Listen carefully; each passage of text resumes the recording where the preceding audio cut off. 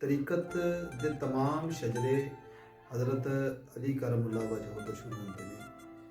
नक्शबंदिया सिलसिले का शजरा हज़रत अबू बकर सद्दीक रजी अल्लाह तआला अन्हु तो शुरू होता है,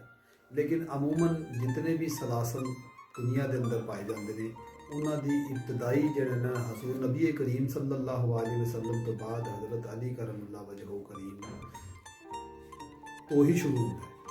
हज़रत अली रजी अल्लाह तआला अन्हु चादर नबी करीम सल्लल्लाहु अलैहि वसल्लम तो अनायत हुई, जिंदे मुतल्लक है कहा जाता है कि हज़रत अली ने रसूलुल्लाह सल्लल्लाहु अलैहि वसल्लम नूं कहा सी कि अगर मैनू यह चादर मिली तो मैं मखलूक दी ऐ पोशी करांगा, यानी पर्दा पोशी करांगे उन्होंने आमाल बुरे अमाले रजीला दे उत्ते या बुरे कामां दे उत्ते पर्दा डालांगा। हज़ूर नबी करीम सल्लल्लाहु अलैहि वसल्लम ने फरमाया कि मैनू भी हुक्म उस बंदे नूं देण दा होया सी, लिहाजा यह चादर हज़रत अली नूं अता कर दी गई। चादर तो ते दरवेशी दी इब्तदा दोनों के जिहड़ा ना वाक़यात आपस दे विच मिलते हैं। वो इस वास्ते मिलते हैं कि दरवेशी भी कुल्लो हम जी ना ऐप पोशी ते पर्दा पोशी के उत्ते एक दरवेश ने अपने एक दरवेश नूं आके किसी ने कहा कि देखो सरकार फलां जगह के उत्ते दो जड़े कपल्स ने ना वो जना कर रहे हैं। आपने एक अपने मुरीद नूं भेजा कि जा जाके नस के देख के आओ थे बंदे कोई ऐसा काम गलत तो नहीं हो रहा। वो गया तो उन्हें जाके देख के वापस आया तो उन्हें कहा नहीं सरकार मैंने तो कोई ऐसी चीज़ नहीं दिखाई दी। तो दूसरे मुरीद नूं भेजा तो क्या जाके भज के वेख के आ तू। उन्हें आके कहा हाँ जी एक जड़े ने ना जोड़ा जड़ा है ना वो फलां नुक्कर दी आस्थाने दी या मस्जिद की फलां नुक्कर दे उत्ते बैठा है तो मैं देख के आया। यानी उन्हें आमाल नूं गलत तो बयान नहीं किया लेकिन उन्हें दस दिता कि उत्थे जोड़ा एक बैठा होया है।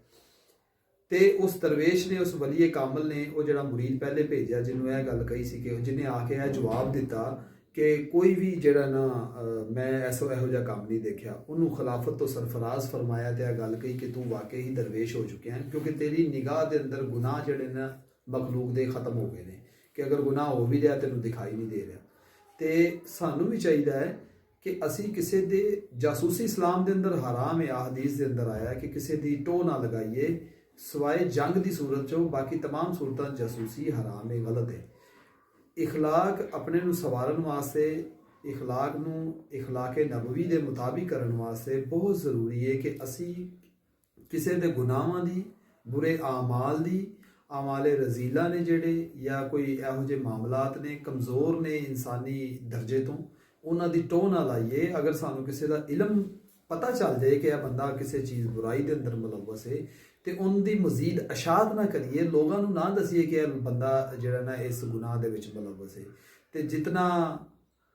साढ़े बाबा जी फरमाते होंगे सी जितना तुसी लोगों की पर्दापोशी फरमाओगे रब सत्तारुल अयूब है, तमाम जहाना के ऐबां नूं छुपाने वाला रब है, तो उतना ही अल्लाह तुहाडे आमाल नूं बुरे आमाल नूं मखलूक की नज़र तो पोशीदा रखेगा।